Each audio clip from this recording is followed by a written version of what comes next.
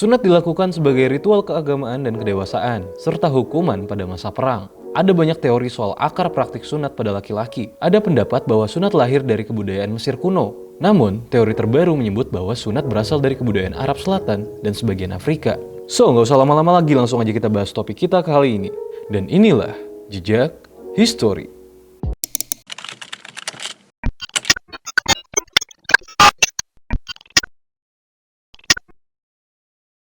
Selama ribuan tahun, sunat paling sering digunakan sebagai ritual keagamaan, ritual kedewasaan, dan sebagai hukuman pada masa perang. Ahli menjelaskan bahwa sunat telah dipraktikkan di beberapa negara bagian di Afrika, seperti Mesir, Kepulauan di Laut Selatan, Australia oleh suku Aborigin, dan oleh suku Inca, Aztec, Maya, orang-orang Yudaism, dan Islam. Sunat di Mesir dan Israel. Telah diketahui banyak orang kalau negeri Firaun adalah pelopor tradisi sunat. Referensi paling awal soal sunat berasal dari tahun 2400 sebelum Masehi. Itu terlacak dari sebuah relief di tanah pemakaman kuno Saqqara yang menggambarkan serangkaian adegan medis termasuk sunat dengan pisau. Di Mesir kuno, praktik ini dilakukan pada remaja yang akan diinisiasi menjadi pria dewasa dari kelas bangsawan. Namun menurut para ahli, orang Mesir mengadopsi sunat dari masa yang jauh lebih awal, dari orang-orang yang tinggal di wilayah yang lebih jauh ke selatan, yang sekarang masuk wilayah Sudan dan Ethiopia.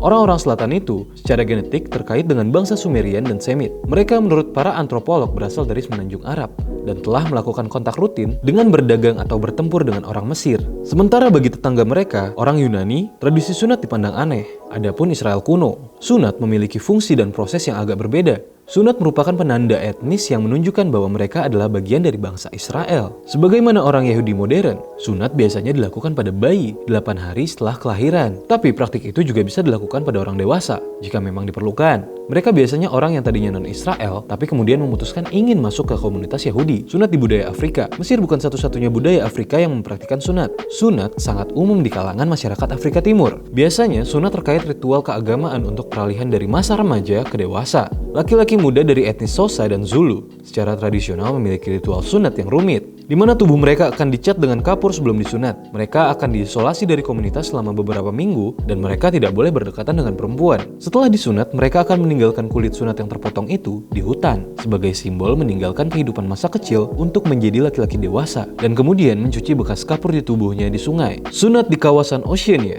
Sunat secara historis tidak hanya ada di Afrika atau di Timur Tengah. Praktik semacam ini juga dilakukan di Oceania dan juga Australia oleh suku Aborigin. Mereka menggunakan kerang laut sebagai alat pemotongnya. Orang yang disunat ditahan tubuhnya agar menghadap ke atas. Dia berbaring di punggung seorang pria yang berlutut, dan lengan dan kakinya dipegangi oleh pria lain. Untuk menghentikan pendarahan, mereka berjongkok atau berdiri di atas asap dari api yang ditutupi dengan daun kayu putih selama beberapa jam. Ada yang mengatakan darah yang menetes ke dalam api adalah simbol simpati kepada perempuan yang mengalami menstruasi. Di Oceania dan Australia, sunat adalah ritual peralihan ke dewasa sekaligus ujian keberanian. Bukan hanya sebagai ritual menuju dewasa dan alasan keagamaan, sunat juga digunakan untuk menghukum tentara musuh. Beberapa kasus terjadi di Timur Tengah, Afrika Timur, dan Asia Selatan. Ahli menyebut sunat juga dipercaya sebagai tanda kekotoran atau perbudakan. Misalnya di Mesir kuno, prajurit yang ditangkap sering dimutilasi sebelum mereka dijadikan budak. Lalu pada masa itu siapa tukang sunatnya? Apakah selalu dokter yang melakukan sunat di zaman kuno? Mungkin tidak. Ahli mengatakan, pada zaman itu sunat dilakukan para ibu ketika bayi mereka baru lahir. Namun, perlahan-lahan tukang sunat mengambil alih. Mereka adalah pria yang memiliki keterampilan bedah dan pengetahuan agama yang mumpuni. Bagaimanapun, sunat dulunya merupakan kebiasaan yang langka. Sebagian besar budaya di luar Afrika, Timur Tengah, dan Oceania semula tidak mempraktikannya. Namun, praktik di budaya mereka ternyata berpengaruh signifikan pada peradaban, terutama karena salah satu pilar peradaban Barat, Israel kuno, yang melakukannya. Sunat masih berlanjut hingga kini. Menurut Ancient Origin, sepertiga dari pria di seluruh dunia telah melakukan sunat, terutama di kalangan Muslim dan Yahudi, karena alasan agama.